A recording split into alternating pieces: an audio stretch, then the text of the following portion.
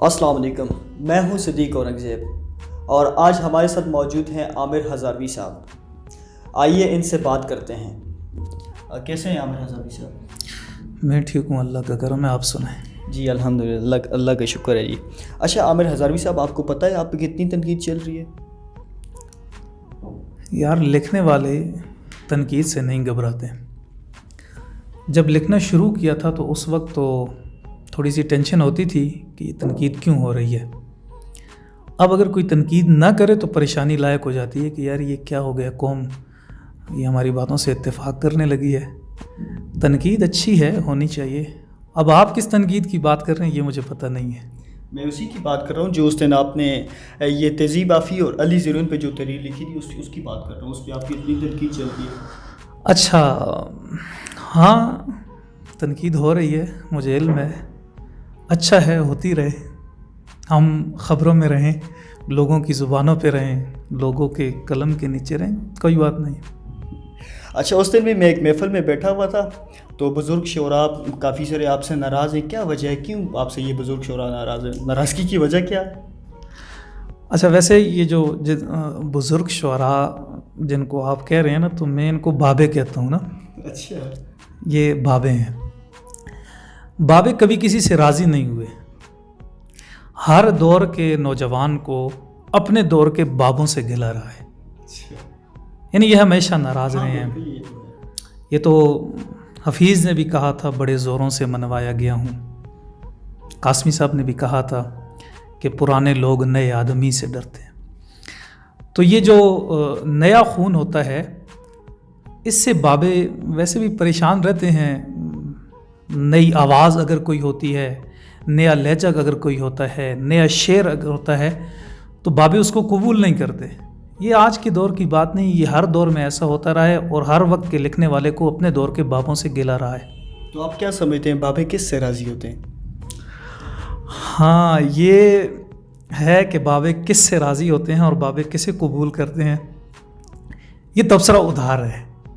ویسے میں اپنے دوستوں کی مجلس میں سناتا ہوتا ہوں کہ بابے کس سے راضی ہوتے ہیں، لیکن میں آج ادھار چھوڑتا ہوں، پھر کبھی انشاءاللہ میں لکھوں گا کہ بابے کسے قبول کرتے ہیں اور کس سے راضی رہتے ہیں۔ اچھا عامر ہزاروی صاحب، یہ بتائیے گا اس دن جو آپ نے یہ تحریر لکھی، یہ لکھنے کی وجہ کیا بنی؟ کیا سمجھتے ہیں؟ کیا علی زیرون اور جو تہذیب آفی ہیں ان کی شاعری اچھی ہے؟ کیا وجہ ہے، کیوں لکھا آپ نے؟ اچھا، ویسے میں نے تو وہاں بھی جو اسباب تھے وہ لکھے تھے۔ دیکھیں، میں نے پہلا جو جملہ لکھا تھا وہ یہ لکھا تھا کہ علی زیرون اور تہذیب آفی، ان کی شاعری کا فیصلہ وقت کرے گا۔ میں اس شاعری کا فیصلہ نہیں کر سکتا کہ ان کی شاعری کیسی ہے۔ میرا جو لکھنے کا مقصد تھا وہ یہ تھا، ایک میں نے جس دور میں آنکھ کھولی ہے وہ دور ایک نفرت کا، ایک شدت پسندی کا، مار دھاڑ کا دور تھا، اور اس مار دھاڑ کے دور میں ہم نے جو چیزیں سنی ہیں وہ کچھ اور تھیں۔ ہم شاعری صرف ملی نغموں کو، ترانوں کو، جذباتی جو شاعری ہوتی تھی اس کو سمجھتے تھے کہ یہی شاعری ہے، اس کے علاوہ کوئی شاعری نہیں ہے۔ مثلا یہ دیگر جو حضرات تھے، فیض احمد فیض، منیر نیازی، احمد فراز، پروین شاکر، اچھا دیگر جو ہندوستان کے شعراء تھے، ان کو پڑھنا کوئی جرم ہے، انہوں نے شاعری کر کے کوئی بہت بڑا گناہ کیا ہے۔ مجھے آج بھی یاد ہے کہ جب میں جمعرات کا دن تھا، میں مدرسے کی جب چھٹی ہوئی تو چھٹی کے بعد کتابیں تو لیتا تھا ویسے بھی، تو شاعری کی کتاب میں نے منیر نیازی صاحب کا کوئی شعر پڑھا تھا، مجھے موبائل پہ میسج آیا تو میں نے کہا کہ بھائی ان کی شاعری پڑھنی چاہیے۔ آپ یقین کیجئے کہ جب میں کتب خانے پہ گیا تو میری زبان اور میرے الفاظ ایک دوسرے کا ساتھ نہیں دے رہے تھے۔ وہ پریشانی لائق ہو گئی کہ یار میں اس کتب خانے والے بندے سے، اس دکاندار سے کیسے کہوں گا کہ یار یہ مجھے منیر نیازی کی کتاب دے دیجئے، میں اسے پڑھنا چاہتا ہوں۔ یعنی شاعری جرم لگتی تھی کہ بھائی شاعر مجرم لگتا تھا کہ یار یہ کیا ہے۔ میں نے ڈرتے ڈرتے، آپ یقین کیجئے ڈرتے ڈرتے میں نے منیر نیازی صاحب کی کتاب لی، 125 یا 130 روپے کی میں نے کتاب لی اور اسے بغل میں دب کے گھر چلا گیا اور گھر بھی بالکل میں نے اس کتاب کو ایسے ہی پردہ کروائے رکھا جیسے ایک باپ اپنی کنواری بچی کو پردہ کروائے رکھتا ہے، اور بالکل سامنے نہیں کی کہ یار یہ گھر والوں نے دیکھ لیا، میرے دوستوں نے دیکھ لیا، وہ کیا کہیں گے کہ یہ شاعری پڑھ رہا ہے۔ تو اس ماحول میں نے آنکھ کھولی، وہ ماحول جس میں شاعری جرم بنا دی گئی تھی۔ اور پھر اس قوم پہ امیر المومنین ضیاء الحق رحمۃ اللہ علیہ کے بڑے احسانات ہیں۔ ایک احسان ان کا یہ بھی ہے کہ انہوں نے اس قوم سے فنون لطیفہ، ادب، شاعری، اس سب کو ختم کیا ہے۔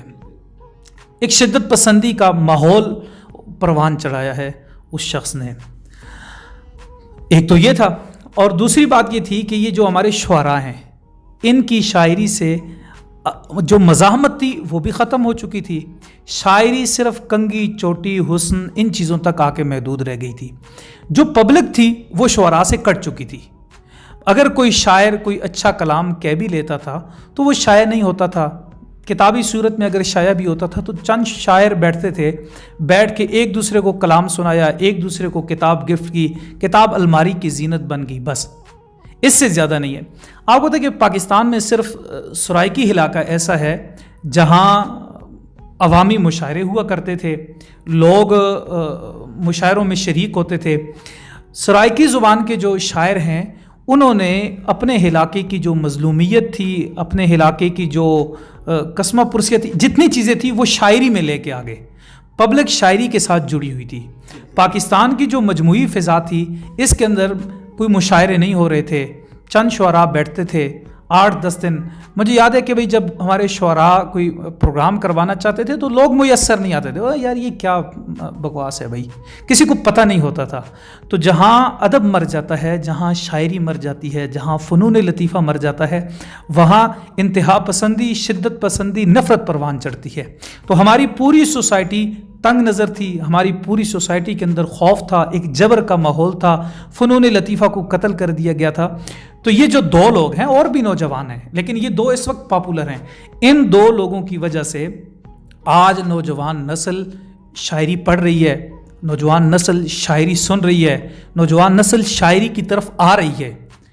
اچھا، واٹس ایپ پہ، انسٹاگرام پہ، فیس بک پہ جگہ جگہ تہذیب حافظ اور علی زریون کو سنا جا رہا ہے، یوٹیوب پہ سنا جا رہا ہے۔ اچھا، لوگ ان کو سن رہے ہیں، یہ اچھی بات ہے۔ یہ جب پڑھ رہے ہوتے ہیں، یہ میرا خیال ہے یہ انتہا ہوتی ہے اپنی زندگی کے اندر انسان کا کلام دوسرے لوگوں کو یاد ہو جائے۔ یہ لوگ جب پڑھ رہے ہوتے ہیں تو مجمع ان کے ساتھ چل رہا ہوتا ہے، یہ شعر کی ابتدا کرتے ہیں اور مجمع ان کے ساتھ پورا پڑھتا جاتا ہے۔ یہ بہت بڑی بات ہے۔ ان کی شاعری اچھی ہے، بری ہے، یہ کیسی ہے، میں اس پہ اب بھی بات نہیں کر رہا۔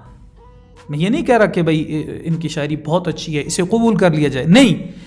انہوں نے شاعری کو خواص سے اٹھایا، محلات کی طرح، جس طرح شعر ایک لونڈی کی طرح محلات کی زینت تھا، چند لوگوں کے پاس تھا، وہاں سے اٹھا کے یہ پبلک میں لے کے آگے ہیں۔ اچھا، پھر ان کا ایک بڑا کارنامہ اور بھی ہے۔ آپ کو پتہ ہے کہ ادبی گروہ بندیاں ہوتی ہیں۔ ہاں بالکل۔ کوئی نیا بندہ اگر آتا ہے تو اس کو سامنے نہیں آنے دیا جاتا، اس کی کردار کشی کی جاتی ہے، اسے دبایا جاتا ہے، اپنے ماتحت رکھا جاتا ہے، یوں ہی۔ لیکن یہ لوگ کسی گروہ بندی سے، انہوں نے کوئی گروہ بندی نہیں کی، انہوں نے کوئی اپنی کمپین نہیں چلائی، انہوں نے اپنا کوئی جتھا نہیں بنایا کہ اس بنیاد پہ یہ سامنے آئے ہوں۔ اپنے کام سے کام رکھا، انہوں نے کام اپنا دکھایا، لوگوں کو شعر کہے، عوام کی زبان میں کہے، عام آدمی جس چیز کو سمجھتا ہے اس زبان میں بات کی، تو لوگوں کو یہاں تک لے کے آگے ہیں۔ تو میری جو لکھنے کی وجوہات بھی تھیں وہ یہ تھیں کہ یہ لوگ سوسائٹی کو شاعری کی طرف لے کے آ رہے ہیں، نوجوان نسل کو اس طرف لے کے آ رہے ہیں۔ یونیورسٹیوں کے اندر، کالجز کے اندر جو ایک نفرت کا ماحول پروان چل رہا تھا، وہاں آج ان لوگوں کو سنا جا رہا ہے، آج مشاعرے منعقد ہو رہے ہیں۔ تو یہ بہت بڑی بات ہے کہ سالوں بعد ہماری سوسائٹی شاعری کی طرف آ رہی ہے، شاعری کو سن رہی ہے۔ اگر یہ لوگ بری شاعری کرتے ہیں تو بھائی اچھی شاعری پیش کر دیں، آپ اچھی شاعری پہ۔ یہ وہ نقطۂ نظر تھا جس کو میں نے لکھا۔ لوگ تنقید کر رہے ہیں، ٹھیک ہے، ان کا حق ہے، وہ کرتے رہیں۔ وہ سمجھتے ہیں کہ بھئی ان کو پروموٹ نہیں کرنا چاہیے، ان پہ نہیں لکھنا چاہیے، ان کی رائے ہے، انہیں کہنا چاہیے۔ لیکن میں ایک بات کرتا ہوں، ایک بات، کہ جس بندے کو اللہ نے عزت دی ہو، اللہ کی دی ہوئی عزت کو تسلیم کر لینا چاہیے۔ خدا اگر کسی کے نصیب اچھے بنا دیتا ہے، کسی کا ماتھا وہ اس پہ خوش قسمتی لکھ دیتا ہے، تو خدا کی دی ہوئی چیز کے ساتھ ٹکرا کے یہ اپنا متھا توڑیں گے، بس یہ کچھ بھی نہیں کریں گے۔ تو میری جو گزارشات بھی تھیں وہ اس حوالے سے تھیں، اور ان کی شاعری کیسی ہے یہ فیصلہ وقت کرے گا، لیکن انہیں قبول کر لینا چاہیے، انہیں یونیورسٹیوں میں بلانا چاہیے۔ نوجوان نسل ان کے پیچھے آ رہی ہے، اچھے شعر بھی آئیں گے، اچھے شاعر سامنے آئیں گے، نوجوان نسل ان کی تقلید کرے گی، اچھا شعر کہے گی، تو اس سوسائٹی کے اندر ایک اچھا ماحول پروان چڑھے گا۔ جو جبر، جو خوف، جو نفرت کا ماحول تھا، مجھے امید ہے کہ یہ لوگ اس خوف کو کم کر دیں گے، اور میرے لکھنے کی وجہ یہ تھی۔ جی، جیسا کہ آپ نے عامر ہزاروی صاحب کی گفتگو بھی سنی ہے، تہذیب آفی اور علی زیرون کی جو شاعری اچھی ہے یا بری، یہ تو آنے والا وقت ہی اس کا فیصلہ کرے گا۔ عامر ہزاروی صاحب کی ایک رائے تھی، اور میں یہ سمجھتا ہوں کہ ان کی رائے کو سننا چاہیے۔ اپنے میزبان صدیق اورنگزیب کو اجازت دیجیے، اللہ حافظ۔